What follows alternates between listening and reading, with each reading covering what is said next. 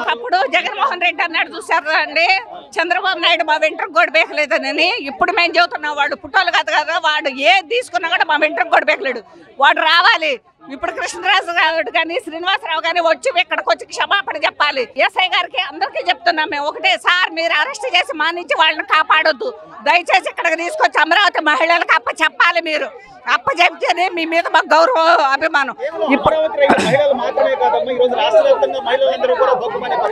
మరి అవునండి, వాడు ఒక మహిళలందరినీ కూర్చాడు. ఇప్పుడు అమరావతి రాజధానిలో ఉన్న మహిళలే కాదు, ఆంధ్రప్రదేశ్ రాజధాని ఇక్కడ పనికిరాదు, వేసల రాజధాని అన్నాడు.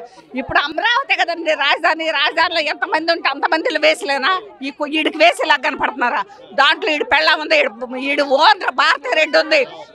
ఈడ అసలు అమ్మకే పుట్టాడా? నేను ఒకటి అడుగుతున్నా, ఈడు అమ్మకే పుట్టాడా? ఈడికి వాళ్ళ నాన్న వాళ్ళ అమ్మ పరిచయం చేసింది, ఈడుగా మీ నాన్నని. నోటమ్మట ముందు వెనక్కి తిరిగి వాడిని చూసుకోమనండి, వాడిని చూసుకోమనండి. నా అమ్మ నన్ను ఎంతమంది గంట నీచం కోతలు నేను కూసానా ఎదట ఒక మహిళల గురించి అని చూసుకోమనండి. బిల్డ్ అమరావతి సేవ అందరూ భూములు ఇచ్చిన దగ్గర నుంచి కూడా పదే పదే ఏదో ఒక విధంగా అమరావతి మహిళలను కానీ అమరావతి రైతులను కానీ ఆడిపోసుకుంటూనే ఉన్నారు. ఈ రోజున అధికారం కోల్పోయినా కూడా రాష్ట్ర వ్యాప్తంగా ప్రజలు తీర్పిచ్చి బుద్ధి చెప్పినా కూడా ఎందుకు ఇలా కక్షగా విషయం కక్కుతున్నారంటే వాళ్ళు 150 మంది మార్బలంతో ఉండోళ్ళు ఒకేసారి 11 సీట్లకు వచ్చేటప్పటికి అభివృద్ధిని చూసి తట్టుకోలేకపోతున్నారు. మేము అభివృద్ధి కోసం ఇచ్చామే కానీ వ్యాపారం కోసం ఇవ్వలేదు కదా. కేవలం 25 సెంట్లు మేము తీసుకున్నాం, 75 సెంట్లు ఆంధ్రప్రదేశ్ ప్రజల మొత్తం కోసం ఇచ్చాము. కానీ ఇవాళ నోటికొచ్చినట్టు మాట్లాడటానికి అదే రాజధానిలో వాళ్ళ ఇళ్ళు ఉండయి, వాళ్ళు ఉండారు. ఆ ఇంగిత జ్ఞానం అనేది లేకుండా ముఖ్యమంత్రి గారి భార్యనే దుర్భాషలాడినందుకు వాళ్ళ గతులు ఏమైనాయి? 150 సీట్లకి 11 సీట్లకి భగవంతుడు ఇచ్చాడు. అయినా ఇంకా సిగ్గు శరము జ్ఞానము అనేది లేకుండా ఇష్టానుసారంగా మాట్లాడుతున్నారంటే వాళ్ళ అవివేకం కింద ఏ దరిద్రం కూడా పనికిరాదు. వాళ్ళతోని మనం మాట్లాడలేము. కానీ ఒకటే చెప్తున్నాం మేము, రాజధాని మహిళలు అంటే ఒక అమరావతి వాళ్లే కాదు, మహిళలు ఆంధ్రప్రదేశ్లో ఉన్న ప్రతి వాళ్ళు కూడా మహిళలే.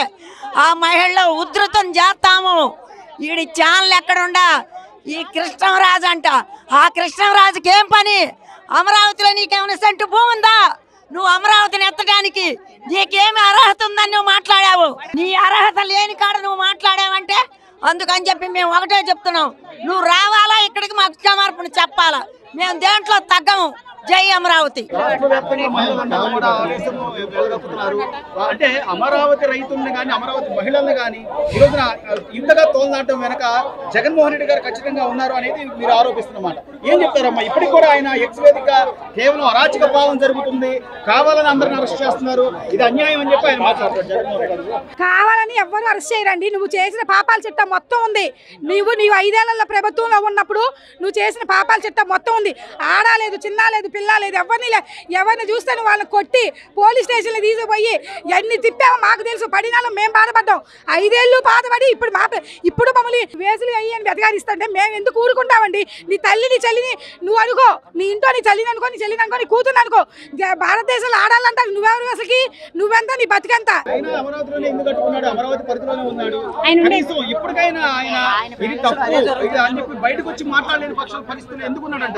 ఆయన ప్యాలెస్ లో జరుగుతున్నాయిగా. ఆయన ప్యాలెస్ లో ఇప్పుడు ఏదైతే నిందేశారో అదే జరుగుతుంది. ఆయన ప్యాలెస్ లో కూతురు అదే చేస్తుంది, పెళ్ళం అదే చేస్తుంది, తల్లి కూడా అదే చేస్తుందేమో. మరి అవి చేస్తున్నారు కాబట్టి మన మీద నిందలేస్తున్నారు.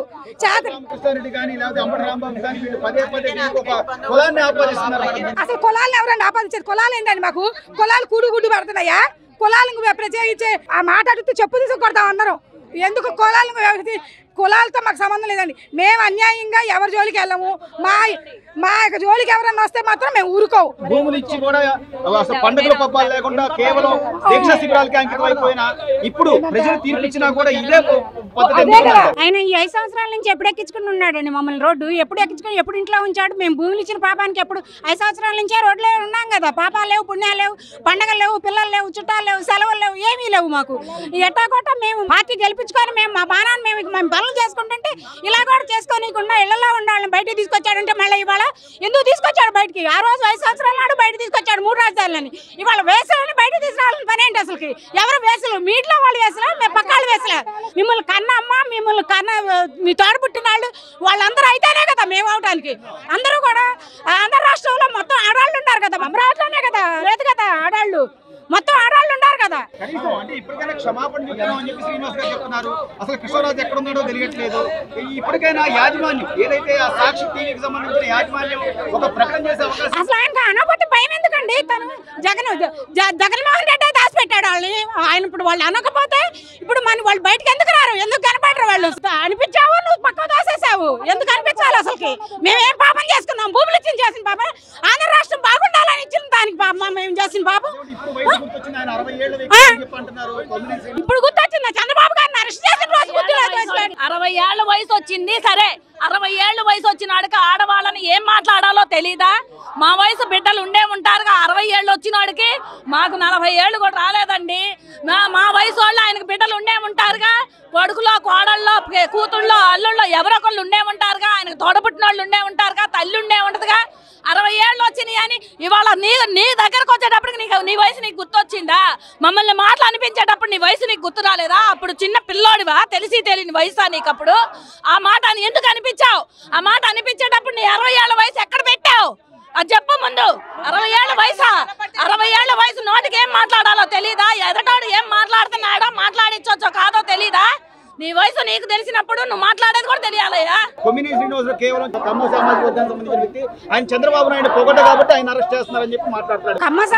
కమ్మ సమాజం అంటారు. వీళ్ళందరూ ఉండాలందరూ దాంట్లో ఉండాలందరూ కమ్మ సమాజం వాళ్ళు కదా. మేము అమరావతి రైతులు, అమరావతి మహిళలు వీళ్ళేనా కమ్మ సమాజం వాళ్ళు? మిగతా వాళ్ళందరూ ఎక్కడ కమ్మ వాళ్ళు లేరా? అసలు కమ్మ వాళ్ళు అంటే ఏంటి? అసలు కమ్మ వాళ్ళు అంటే ఏంటి? ఆయనకేం తెలిసిందని కమ్మ వాళ్ళని మాట్లాడతాడు కించపరిచి. కమ్మ సమాజం వాళ్ళే గొప్ప. ఇవాళ రాజధాని రైతులు మీ అందరికి పెట్టే మేము తింటాం. ఇవాళ ఎవరు కూడా మేము తిని మీకు పెట్టే మేము ఉంటే తింటాం. అలాంటి అమరావతి రాజధాని రైతులు అన్నమాట. ఇది ఆంధ్రప్రదేశ్ రాష్ట్రం బాగుండాలని పొలాలు ఇచ్చాం, కానీ మేము ఇలా చేస్తాడని మేము పొలాలు ఇవ్వాల. జై Amaravati. Please subscribe to Leo news for more videos.